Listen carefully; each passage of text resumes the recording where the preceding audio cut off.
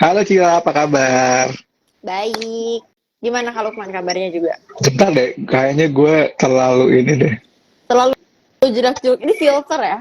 Aku padahal nggak pakai filter.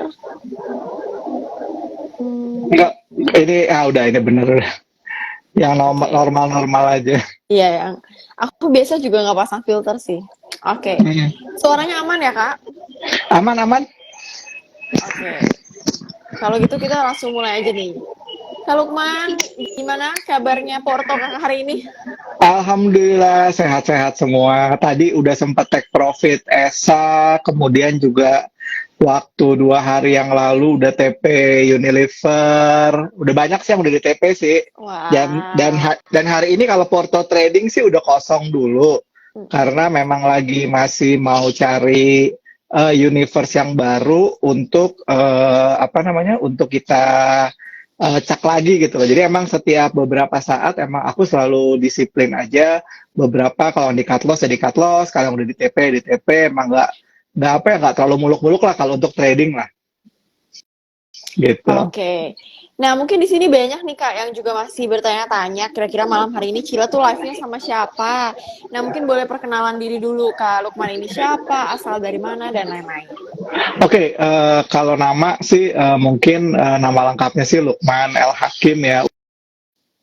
Eh, hilang. Kaget aku. Oke.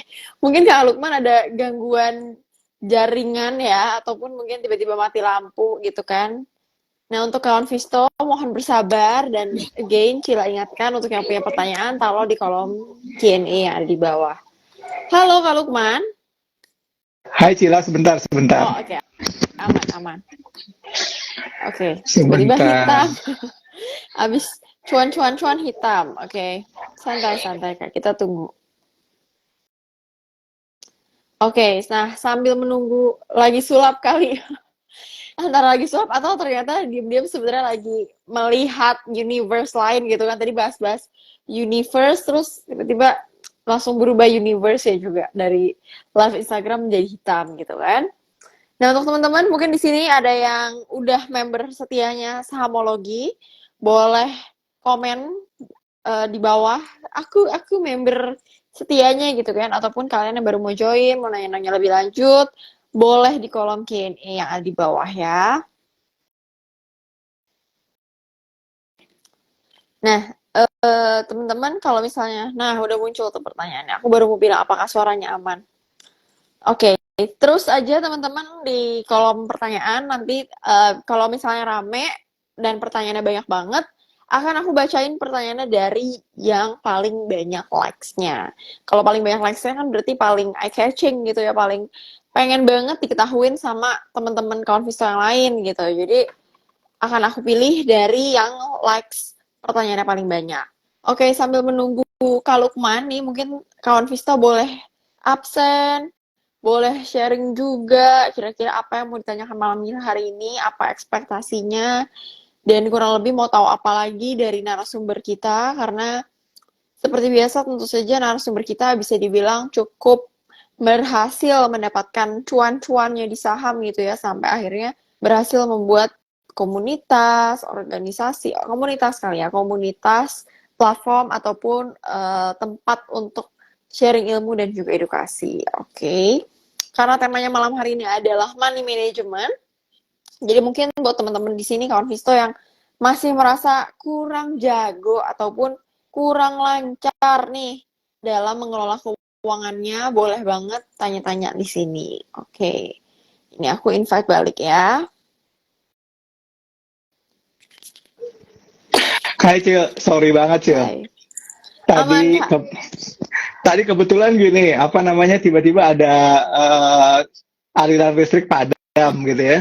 Dan HP aku konekin pakai LAN, jadi modemnya juga ikut mati. Mungkin kualat sama Telkom ya. Hari ini saham Telkom kan turun. Terus aku bikin meme gitu loh. Oh kalau Telkom lagi gangguan, dulu kalau punya IndiHome biasanya kan di restart modem. Nah Mm-mm. kayaknya tiba-tiba modemnya hari ini agak masalah di Diem rumah gitu. beneran. Tapi udah oke sekarang. Oke, kalau gitu aman. Tadi kirain karena habis bahas universe, tiba-tiba Kak Lukman pindah universe ya langsung. Pindah universe meta gitu. Oke, Kak Lukman, boleh dilanjutin yang tadi perkenalannya? Jadi saya udah sejak tahun sebenarnya kan udah sejak tahun 2018, 2017 lah bikin sahamologi ya, dan sekarang udah ada aplikasinya. Jadi memang kenapa untuk trading itu udah lebih gampang buat saya karena saya cuma tinggal lihat aja gitu apa yang perlu dibeli, apa yang perlu dijual gitu aja sih. Dan itu diikutin aja disiplin. Kalau misalkan udah muncul sinyal jual ya saya jual. Kalau muncul sinyal beli ya saya beli. Tapi universe-nya itu udah saya tentuin dulu. Misalnya untuk trading saya hanya punya universe saham-saham di kategori ini. Kalau untuk investasi punya universe di saham-saham kategori seperti ini. Jadi biar nggak setiap saham yang nggak saya kenal terus muncul sinyal belinya tuh langsung saya beli sih, nggak seperti itu sih. Oke, awalnya tuh kenapa Kak bisa bikin sahamologi? Kok kepikiran gitu? Hmm. Jadi kan aku dari tahun 2001 ya, udah sekitar 21 tahun itu aku udah di pasar modal ya, di saham.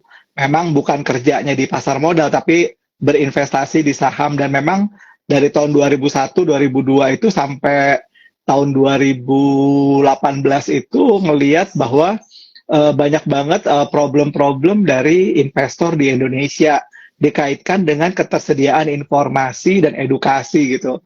Makanya akhirnya membuat aplikasi sahamologi tujuannya supaya orang-orang dalam proses belajarnya atau dalam proses untuk mengakumulasi knowledge tentang saham itu nggak harus selama kayak saya gitu loh. Kan saya dulu kan nggak ada lah tahun 2002 itu kan nggak ada lah komunitas, nggak ada handphone yang bisa buat trading saham juga kan nggak ada gitu loh.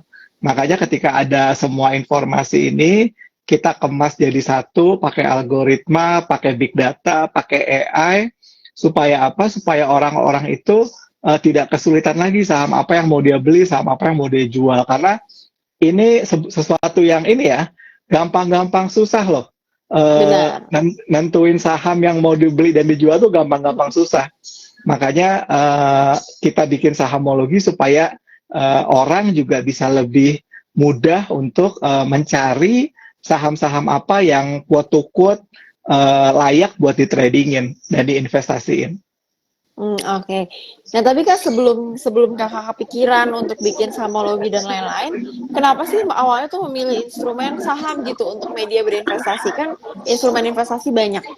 Oke, jadi tahun 98 ya, 98 itu saya udah di Amerika itu emang udah terekspos dengan yang namanya mutual fund ya. Mutual fund itu kan waktu itu saya nasabah di salah satu bank di North Carolina itu namanya First Union Bank, itu mereka mengoffer produk mutual fund gitu. Nah, ketika saya udah pulang ke Indonesia, kemudian saya tuh cari-cari gitu kan, ada nggak ya produk mutual fund reksadana? Dan ternyata belum terlalu sebanyak sekarang ya. Benar. Dan waktu itu saya buka rekening di American Express Bank karena kebetulan kan saya dari Amerika, terus saya buka American Express dan di situ ditawarkan produk tabungan yang di-link ke reksadana pendapatan tetap. Reksadana pasar uang. Okay. Nah, dari situ saya udah mulai mencoba untuk berinvestasi lewat mutual fund. Kemudian tahun 2002 saya buka rekening di Sarijaya Permana Sekuritas ya. Karena saya ngelihat bahwa saham itu harusnya menjadi alternatif yang paling tepat. Karena kenapa?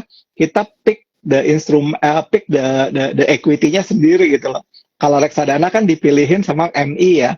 Kalau saham kan langsung kita yang pilih gitu. Nah, cuman memang waktu itu karena masih sulit ya, bahkan untuk lihat informasi saham pun either saya lewat Metro TV atau beli koran, misalnya kayak apa ya, koran bisnis Indonesia ya, yang ada data-data sahamnya, dan itu pun tidak real time kayak sekarang gitu loh. Makanya itu yang membuat saya ngelihat bahwa saham ini harusnya punya prospek. Makanya setelah saya pensiun dari pekerjaan, saya mengkhususkan diri untuk mendevelop dan meng-create sahamologi ini sebagai medium untuk belajar dan juga medium untuk membagi informasi tentang pasar modal sih.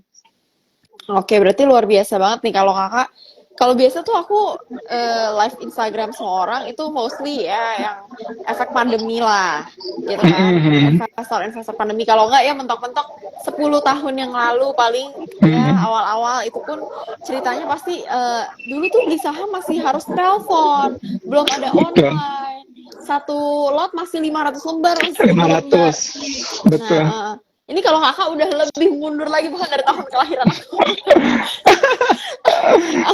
aku aku belum bisa jalan, kakak udah investasi nih, luar biasa banget. Berarti super super udah mengalami yang namanya asem pahit pasar garam gitu kan. Banyak Oke banyak kak. bahkan kena sekuritas tutup udah, kena saham delisting udah, yang kayak gitu udahlah, kena saham-saham gorengan yang karena mempercayakan sama broker juga udah pernah gitu. Makanya now ya your investment adalah your decision. Jadi apa namanya, tangan kamulah yang menentukan gitu. Kalau dulu kan kita tergantung sama orang. Kalau sekarang ya informasi yang kita dapat seperti apa, ya kita yang buat putusannya seperti apa, seperti itu sih. Oke, oke. Nah, Kak, tapi sepanjang perjalanan kakak berinvestasi di saham gitu kan, pasti kan nggak selalu cuan dong. Apalagi baru dibikin sahamologinya tuh baru lah istilah Betul. 2017 gitu. Nah, apa sih yang membuat kakak masih stabil gitu, masih memilih saham? Kan ada orang yang udah kapok, apalagi kakak Betul. bertahan udah lama banget. Nah, Betul. kenapa kakak bisa sekuat itu? Jadi gini, kalau kalau dari sisi kita, dari sisi saya sendiri memang selalu membagi portfolio yang mau saya kelola itu emang udah langsung dipecah ya. Ada yang portfolio investasi sama yang portfolio untuk trading. Nah, kalau untuk yang portfolio trading itu biasanya saya udah alokasiin dananya tertentu. Misalnya let's say sekarang nih, kayak contoh saya lagi bikinin contoh buat untuk trading itu, saya hanya akan trading dengan value tetap 10 juta gitu. Jadi misalnya gini, kalau aset saya ada berapa banyak gitu, yang saya resikokan itu hanya 10 juta aja, dan itu nggak membuat saya akan jatuh miskin atau saya jadi orang yang besoknya nggak makan gitu loh. Nah, tetapi kalau untuk yang investasi dengan value yang lebih gede, itu biasanya saya akan memilih instrumen atau apa namanya, atau saham yang mungkin relatively less speculation ya, less speculation. Dan di situ biasanya nilainya bertumbuh terus. Jadi dalam arti gini, kalau misalkan di trading ya, misalkan market lagi kayak sekarang gitu ya, saya hanya akan mau mentradingkan uang yang ada, misalkan let's say cuma 10 juta atau 100 juta gitu ya. Tetapi kalau misalnya untuk saham yang investasi, biasanya saya akan komit untuk misalkan, oke, saya akan masukin 1 miliar gitu ya di saham-saham tertentu, dan akan saya evaluasi misalkan 3 bulan, 6 bulan. Kalau misalnya masih oke, saya keep, tapi kalau udah nggak oke, ya saya jual gitu. Jadi hal seperti itu yang memang membuat saya juga tetap survive gitu loh. Karena selalu tahu satu, nilai asetnya berapa yang mau saya masukin. Yang kedua adalah kapan saya harus exit dan kapan saya harus entry. Itu yang ini sih gitu. Jadi yang penting, karena kalau sekarang kan yang saya suka temuin gitu ya, orang-orang itu nggak aware gitu loh bahwa waduh, gue nih udah saham ini udah gue masukin misalkan 100 juta. Tujuannya untuk apa sih? Awalnya untuk trading. Loh, kok trading bisa sampai rugi segitu gitu loh. Iya, gue nggak ngerti gitu. Nah, harusnya kalau misalkan dia paham tentang bagaimana cara kelola duitnya gitu ya, harusnya dia mungkin nggak akan ada kekecewaan gitu loh. Yang kecewa biasanya sih memang ikut saham, nggak ngerti objektifnya apa, kemudian duitnya yang dia pakai untuk saham itu sebenarnya duit yang memang dia akan keep untuk waktu yang lama, atau memang untuk yang diputerin cepet-cepet aja gitu loh. Oke. Berarti dari awal aja dia istilahnya nggak tahu trading plan-nya gitu, mau diapain duitnya. Bukan, kalau trading plan kan emang dia udah tahu ya, misalkan beli saham ini, udah beli saham ini, beli di berapa, jual di berapa, cut loss di berapa. Ini yang masuk ke awal banget gitu loh, masuk yang ke awal banget.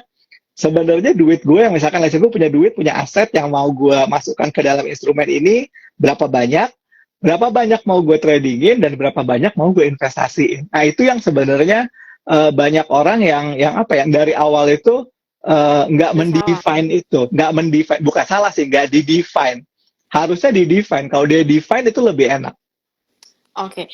Nah, kalau Mas sendiri waktu awal masuk ke pasar saham tuh udah tahu, emang udah tahu banget kayak, oh aku akan trading nih, atau kayak sempet awalnya aku Betul. mau jadi investor.